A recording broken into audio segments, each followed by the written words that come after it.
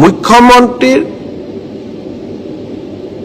আমাৰ CM ট্ৰিপলে আত্মনিৰ্ভৰ অসম আঁচনি, মুখ্যমন্ত্ৰীৰ আত্মনিৰ্ভৰ অসম আঁচনি, এই আঁচনিৰ জৰিয়তে প্ৰতিজন যুৱ ব্যৱসায়ী বা যুৱ উদ্যোগপতিক আমি 2 লাখ টকাকৈ আৰ্থিক সহায় আগবঢ়াওঁ। 25,000 যুৱকে 1 লাখ টকা লাভ কৰিলে।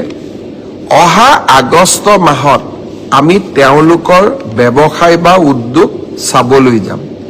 যিসকলে সফলতাৰে ব্যৱসায় কৰিছে, ছেপ্টেম্বৰ মাহত আমি তেওঁলোকক আৰু 1 লাখ টকা আগবঢ়াম। তাৰ লগে লগে অসমত এতিয়া ইণ্টাৰভিউ চলি আছে। যিসকলে CM ট্ৰিপলেৰ বাবে আবেদন কৰিছে, তেওঁলোকে যাতে ইণ্টাৰভিউত উপস্থিত হয়। 30 মে'ৰ ভিতৰত আমি ইণ্টাৰভিউ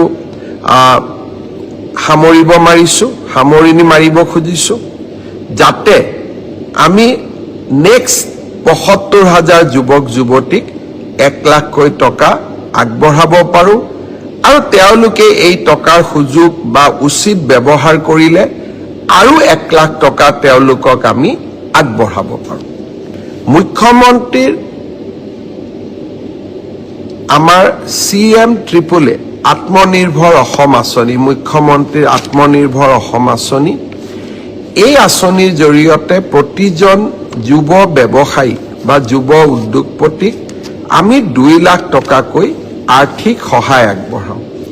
25,000 যুৱকে 1 লাখ টকা লাভ কৰিলে। অহা আগষ্ট মাহত আমি তেওঁলোকৰ ব্যৱসায় বা উদ্যোগ চাবলৈ যাম। যিসকলে সফলতাৰে ব্যৱসায় কৰিছে, ছেপ্টেম্বৰ মাহত আমি তেওঁলোকক আৰু 1 লাখ টকা আগবঢ়াম। তাৰ লগে লগে অসমত এতিয়া ইণ্টাৰভিউ চলি আছে। যিসকলে CM ট্ৰিপলেৰ বাবে আবেদন কৰিছে, তেওঁলোকে যাতে ইণ্টাৰভিউত উপস্থিত হয়। 30 মে'ৰ ভিতৰত আমি ইণ্টাৰভিউ